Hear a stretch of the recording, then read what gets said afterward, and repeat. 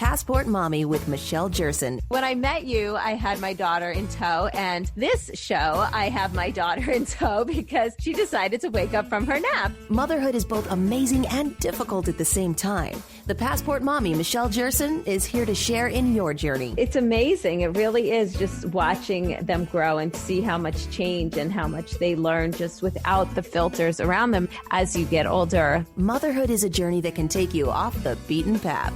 Michelle Jerson, the Passport Mommy, is here to help you navigate. You are awesome. Joining you on your greatest adventure, here's Michelle Jerson, the Passport Mommy. Welcome to the show. I'm Michelle Jerson, and I have my good friend and comic, also wonderful dad, Marshall Stevenson, with me today. Hey, Marshall, thanks for joining me. Hey, Michelle, glad to do it. So, I had said to you, I was like, we both used to really travel a lot before kids. And ever since having kids, I've traveled somewhat. You've traveled a little bit.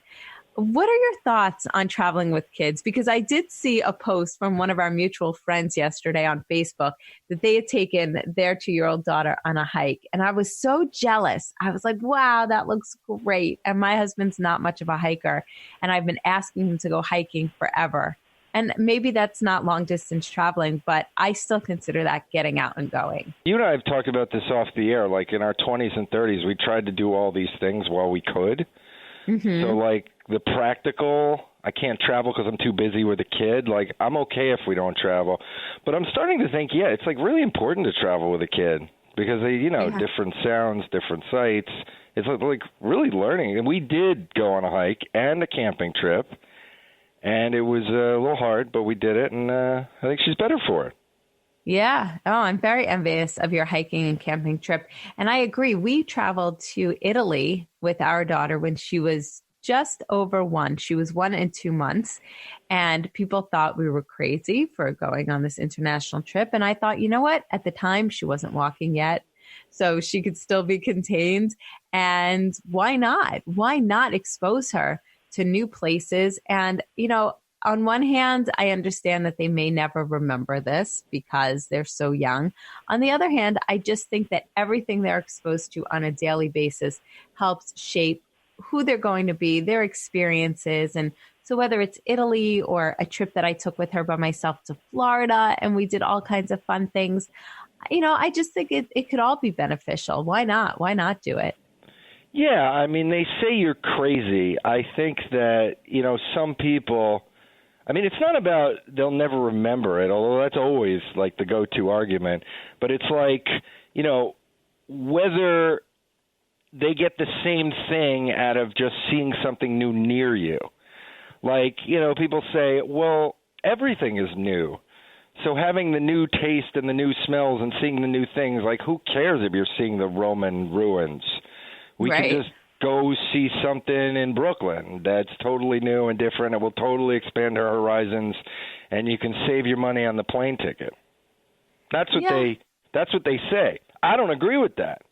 Right. I think like when you do, we're going to talk about foreign travel. The hiking is great, but if you're going to do foreign travel, which we're going to do this year too, very privileged to be able to do that. But it's like I actually think the foreignness of it is like more horizon widening. Yeah, I like, agree. You go to Italy, like the different, just a different thing going on. Just experience like being in a foreign country is a different feel. Right, exactly. Where are you headed? Well, we're also going to Italy, and she'll be 3. Wow, that'll be great. And your daughter is a pizza aficionado, so she's going to have fun. I like the word aficionado. We see it as a pizza snob. We go to different pizza places. They have very good pizza places in New York City where we live, and we go to different pizza places. And then we go to a bad one. She's like, I don't like this pizza, not good. And she's right. Like, we all agree. She's, we've disagreed a few times, but the subtlety of her reviews, the details of, it's amazing. So, yes, Italy is going to be a good stop. I, expect her to think that the pizza in New York is better. Right. And that's what I'm thinking, because it is quite different in Italy. So we'll see. But I personally liked it. But what part of Italy are you going to? Because the pizza's different depending on where you go. Oh, Rome. Okay. They had good pizza. I remember. All right. that. So we're looking forward to it. Anyway, I do think that the people who I think it makes sense to not travel because logistically it's too tough. But I think that makes sense, and people want to make that decision. But if you can travel, I think it's probably good for them. The farther the better. The more foreign the better. I don't think that they'll never remember it anyway, because that logic, they'll never remember it anyway. Like, why do anything with them? Right. Why right. like even show them a coloring book? They'll never remember it. And I don't think that's the point of kids having experiences at 1 year old, 2 years old, whether they'll remember it.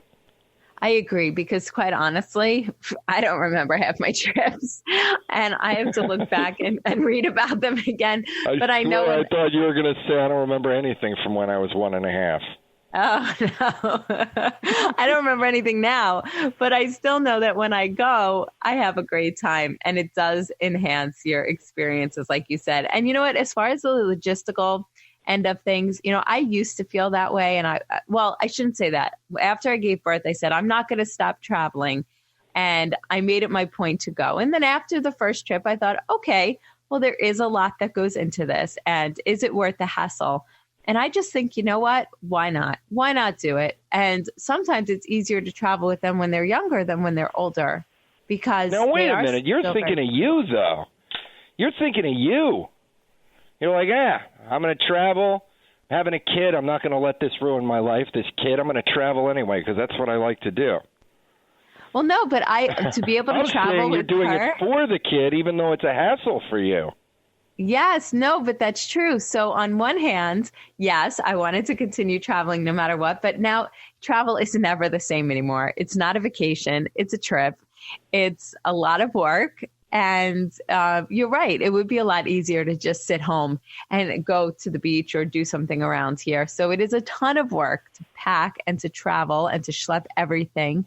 But I also think it's a challenge and a fun one. And when I see her experiencing it through her eyes. I mean, like I said, even as simple as when we went to Florida and we were lucky enough to stay in this beautiful property, and she goes to the windows and she opens up the shades and she's like, pool, beach. And she just stood there and she was so excited.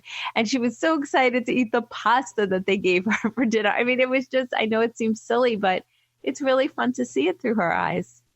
Yeah, that's amazing. We're a little worried about the food, by the way. Because she eats like one of 5 things. That's it.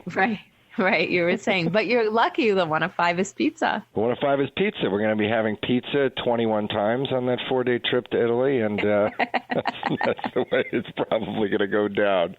Yeah, well, that's what you do. You have pizza and gelato. There's really no need to have anything else while there. Part of wanting to travel isn't specifically to see this beach or expose to this. I think there's also some value in getting out of a comfort zone.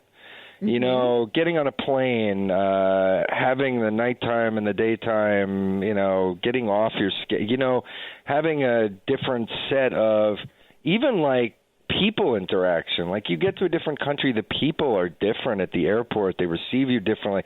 Like just getting out of a comfort zone, not even like what you see differently.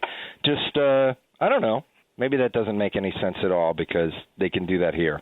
I agree 100%. I think part of the reason why my daughter is so laid back and kind of go with the flow is because of all of those experiences that we gave her where things just kept changing and we traveled so much at the beginning, when she was very young. She's still young.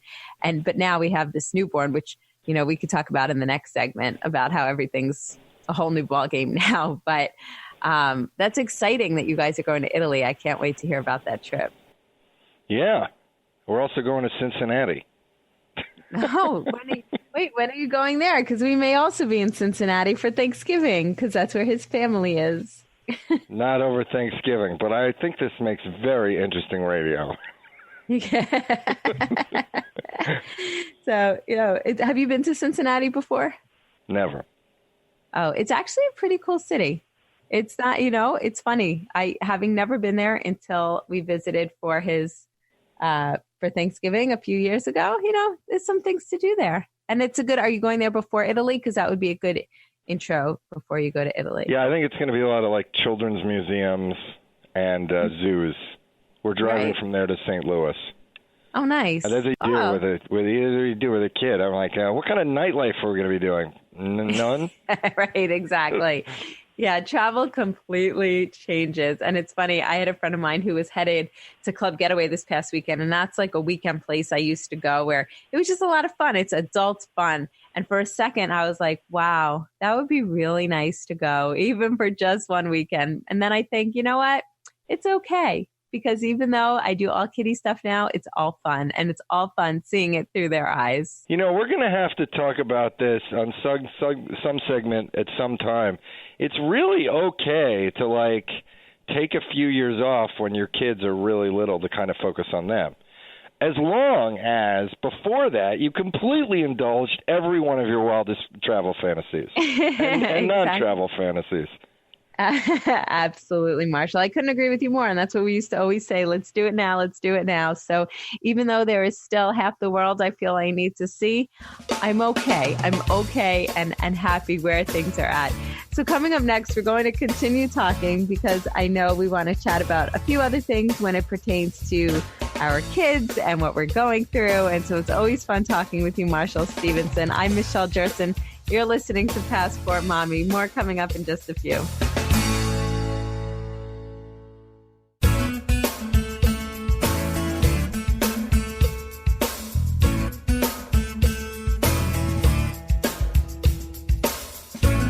Motherhood is a journey. Joining you on your greatest adventure, here's Michelle Jerson, the Passport Mommy.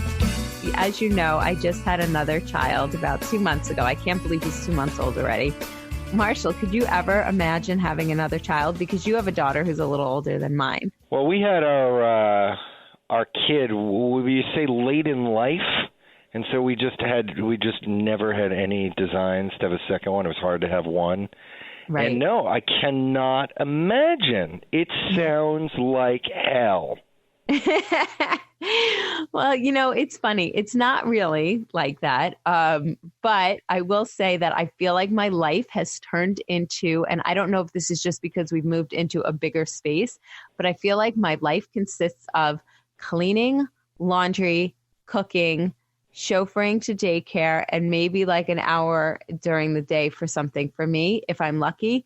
But it's just constant from early morning to early morning before I go to sleep. And it's never ending. And he's only 2 months old. So I could still put him down somewhere while I take care of her. But I don't know what life's going to be like when he's a toddler and she's 4 years old. Well, I see kids, you know, 2 kids, a mom takes a dad takes them to the playground. How do you corral 2 kids? One kid, oh, this is fun. It's taxing at times. It's gratifying at other times. Your life has changed. Oh, it's hard. Oh, it's not that hard. Oh, we got through it. 2 of them? Not possible. I know. Well, I have to say that before he was born, I had all these worries. I thought, how am I going to love anybody as much as I love my daughter?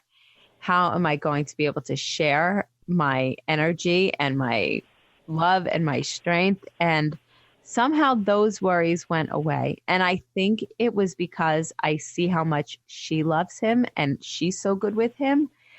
Granted, I could still see when there are times that she's like, no, I just want to do this, or I want to share with baby brother. I want this too. And so, I think I can get through this, but it's a ton of work. Lucky for that she's good with him. Can you imagine if you had to like keep them apart because she was scratching him or throwing things at him or something? You had to separate them? Exactly. Well, the other day, you know, she loves to collect rocks, and I put him in his car seat and he was hysterically crying nonstop. And I was like, what is wrong? And I realized she had put 2 rocks in his car seat that he was sitting on. So there's little like, will you stop crying already? Right. Exactly. Well, more power to you. I mean, people who, you know, and you think about, I mean, we both are, you know, have spouses who share work, you know, and can you imagine a single parent having 2 kids? And let's not stop there. A friend of mine just, had the same situation as you. There's like a 2-year-old, and then twins came up behind. Wow. I mean, all of these things. I mean, I can't even imagine logistically. Like, I think getting her in the car is actually kind of hard. It's like, I don't want to get in the car. Okay.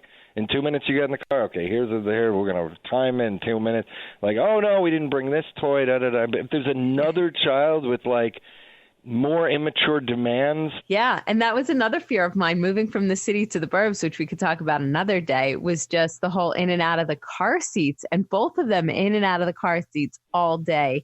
And just how do you balance that? And somehow I've kind of gotten the hang of it where it's like, okay, maybe I'll take him out first because I don't want him to overheat. I'll put him in his stroller, then I take her out, or I take her out first.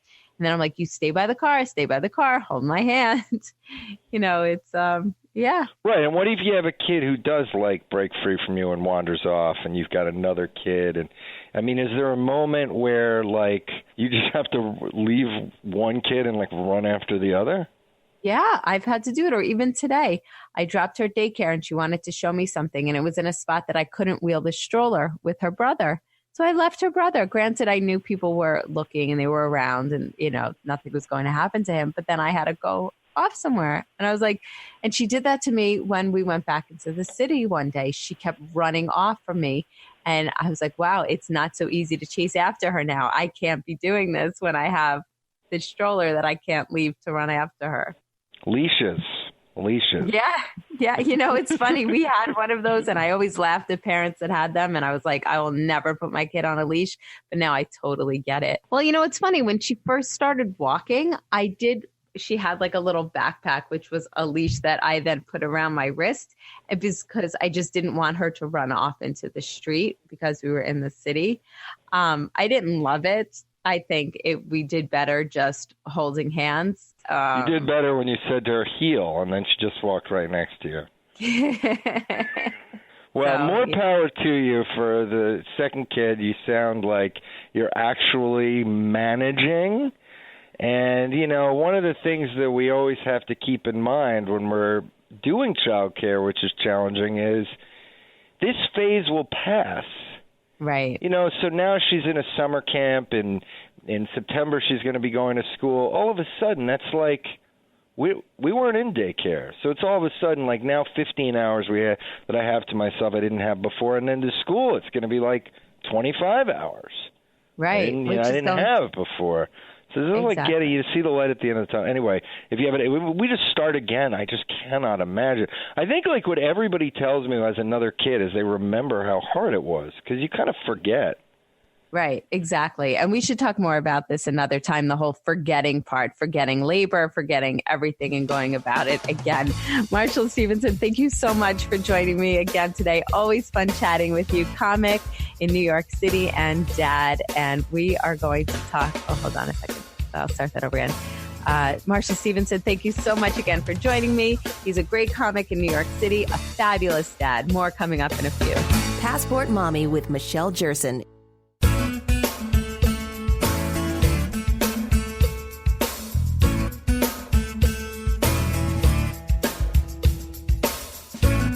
Motherhood is a journey. Joining you on your greatest adventure, here's Michelle Jerson, the Passport Mommy.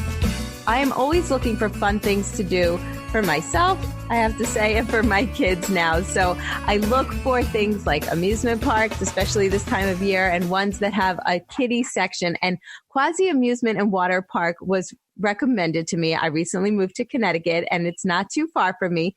So I'm happy to have with me on the phone Ron Gustafson. He is going to talk to us about the park. He is the Director of Marketing and Public Relations. And this park is so much more than your average amusement park. Hi, Ron. Hi, Michelle. So tell me, this park has been around for how long? Well, this is our 111th year. It's family owned and it's been owned and operated, believe it or not, by the same family for 82 years now. And they're there on a daily basis, so they're not on the sidelines. They actually operate the property. That is absolutely amazing to have a park be here for so many years and to be family owned and operated. I think that just shows how well run it is because they must take so much pride in this.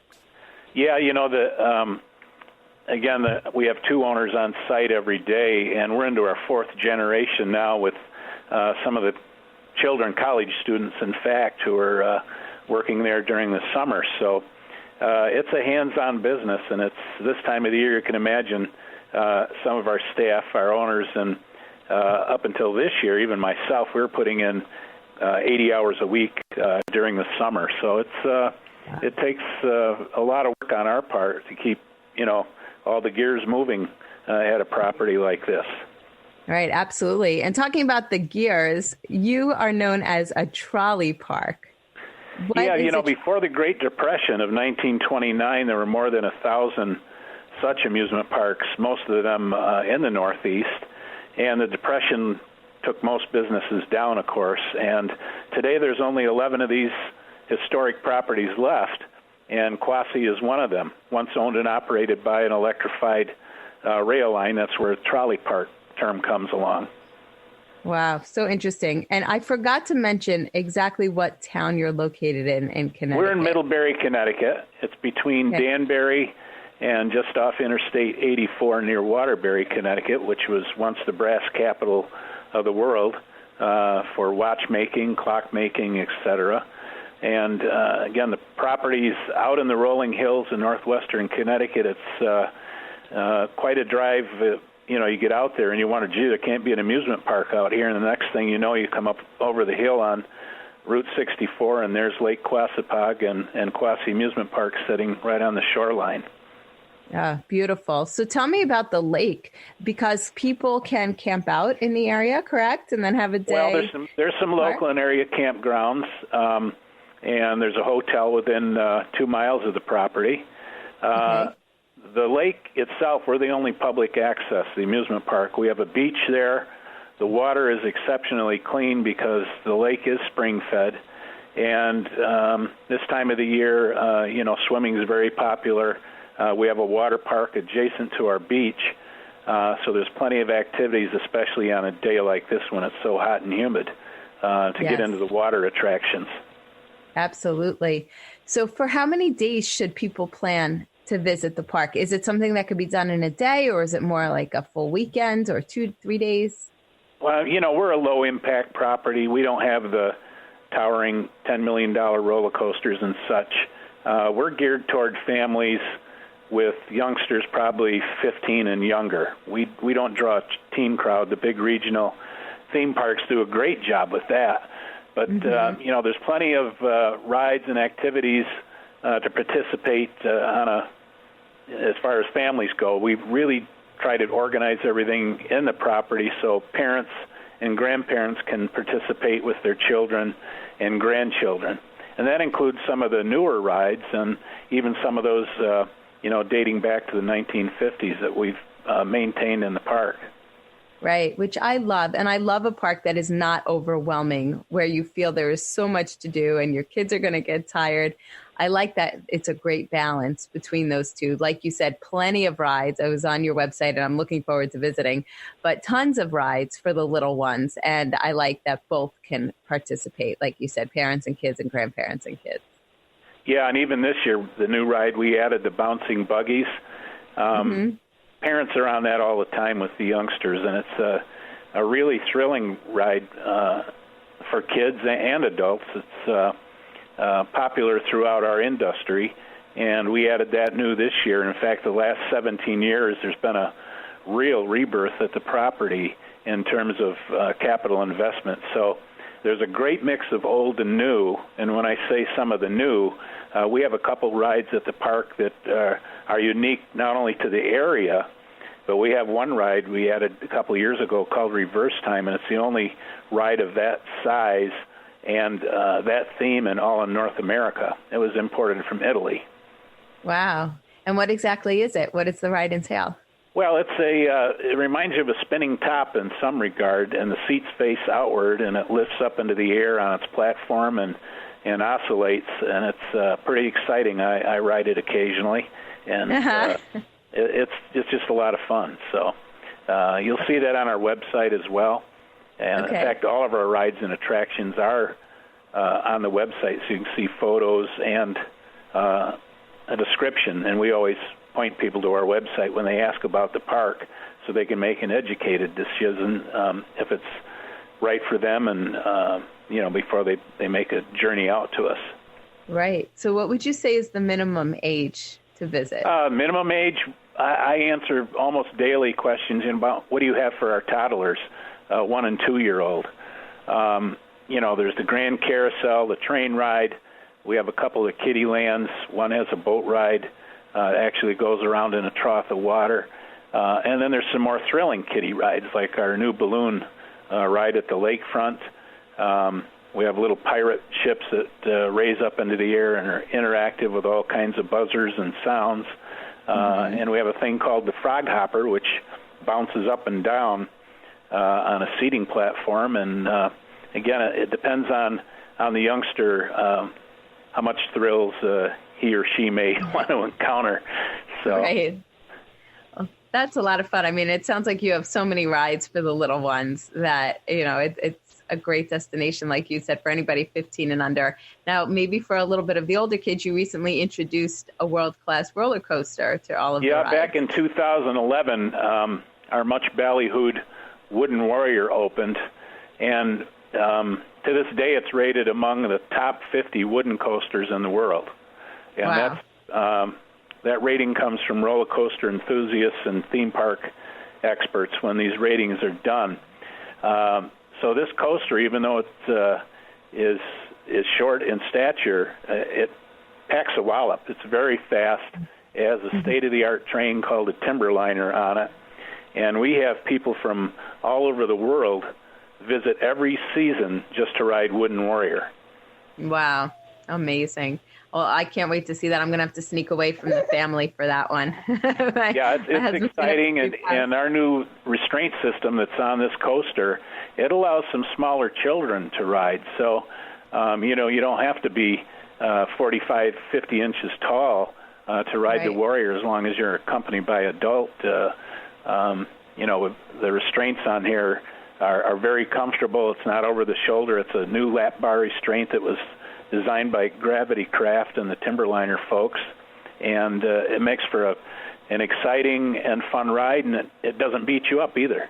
Right. Well, that's nice, because I remember I love roller coasters, and as I got older, I noticed when I went on a wooden roller coaster at another park the next day, my neck and my back, and I thought, oh my gosh, I'm getting old. But that's nice that it's one of those that doesn't beat you up. Yeah, again, a lot of that has to do with the train itself and how it was built. So this thing, I tell people, this really corners more like a race car than it does a roller coaster train. And that all has to do with the design of the train itself. So this coaster does things that many other wooden coasters could not do in terms of making sharper turns, the speed and that's built into it for such a small ride. So that's why, the coaster enthusiasts really give it the top marks. Right. I love it. And I bet that the people who are visiting when Grandma and Grandpa comes to the park, do you have grandparents who bring their kids and say, I remember when I was a kid and I came here with my parents? Yeah, every day. That's a comment probably heard every day out in the park. And the reason being, the oldest building in the park is the arcade building that stands in the heart of the property, and it's a huge building. It opened in 1915 as an open-air dance hall. And I found newspaper clippings from years ago that said dancing was held 7 nights a week at the park back in the 1920s during the height of the summer season.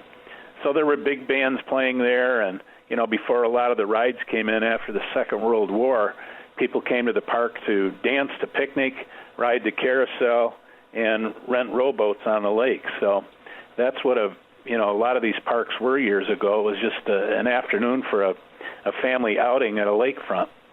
Yeah, which sounds wonderful. And I bet is so nostalgic when families do come with multiple generations to the park. And hopefully those who are coming for the first time, like myself, will start a tradition in our family. And somebody will be talking about this park another 100 years from now.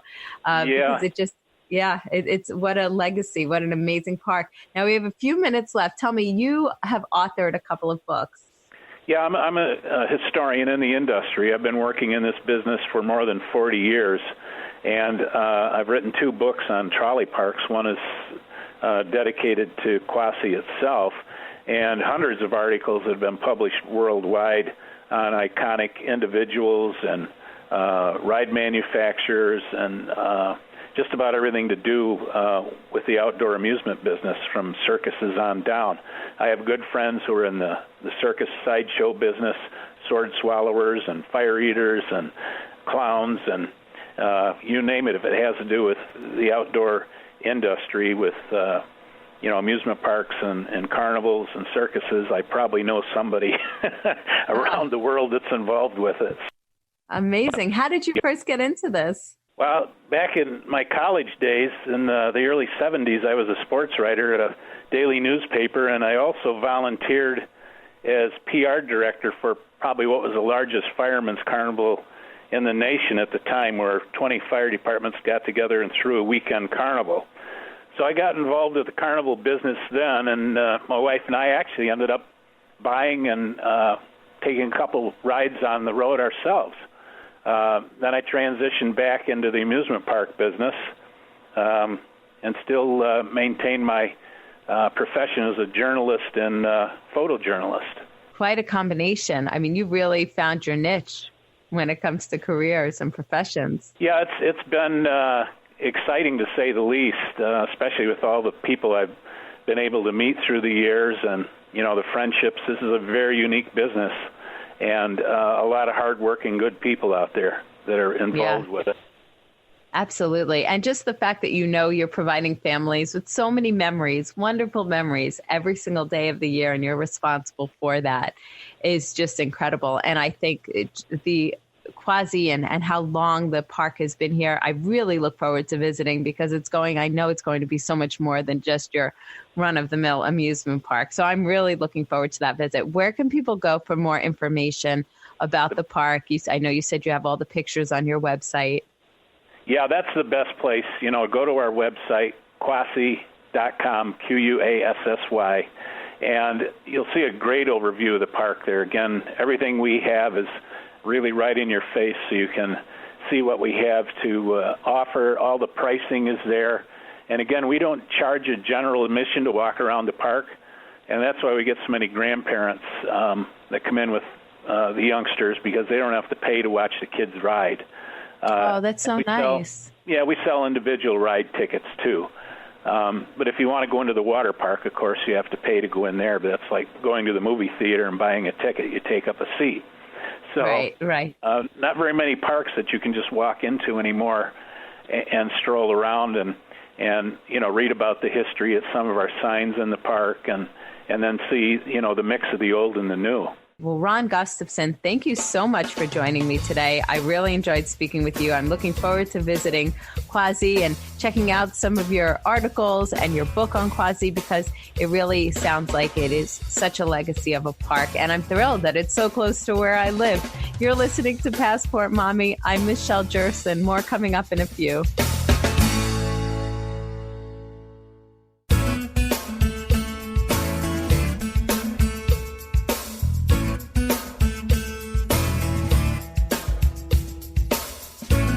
Motherhood is a journey. Joining you on your greatest adventure, here's Michelle Jerson, the Passport Mommy.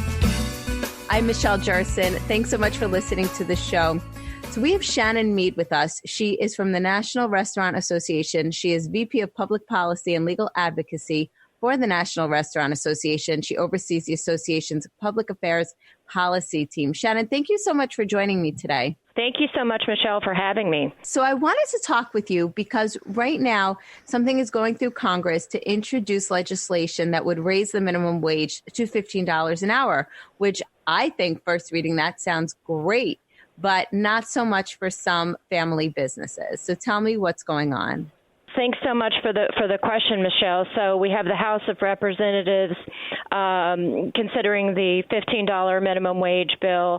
That's a federal minimum wage bill that would not only take the federal minimum wage from the current $7.25 to $15 over a period of 6 years, but also eliminate the tip credit, which is essential to our industry and many others. But, mandating a $15 an hour minimum wage across the country fails to recognize simple economic realities that not every community is the same. What may work in New York doesn't necessarily work, in Arkansas or Alabama or Arizona. So there are different economic realities across the country, and there are some really negative consequences to this legislation that would impact our industry and many others.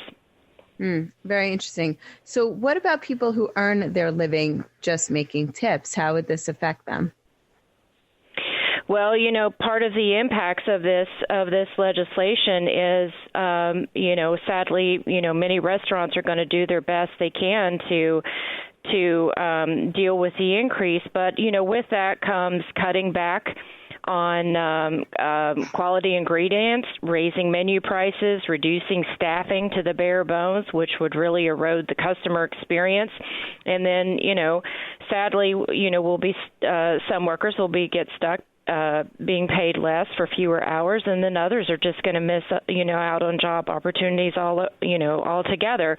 The restaurant industry is predominantly made up, I believe 90% are small businesses.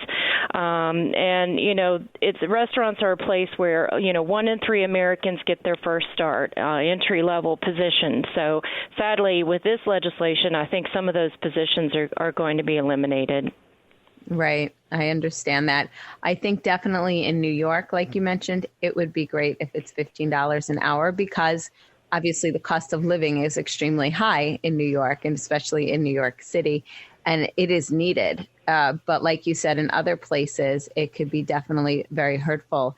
So what is the National Restaurant Association's position on this? Obviously, I think I know based on talking with you, but what can people do? Well, we are in opposition to this legislation, and we have a robust membership through our association. There is a state restaurant association partner in all 50 states, including the District of Columbia and Puerto Rico. So we have launched an all-out effort with our members, our state partners, to oppose this legislation. They are hearing very aggressively from our members. There are action alerts. There are calls being made to members of Congress to oppose this legislation.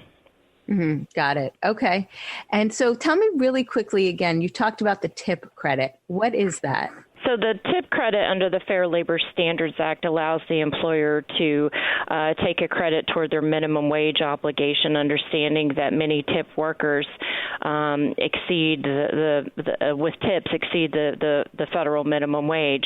And so, according to our records, servers can make, upwards of, $20, $30 an hour, including tips. So it really is a business model that allows employers to count that toward their minimum wage obligations.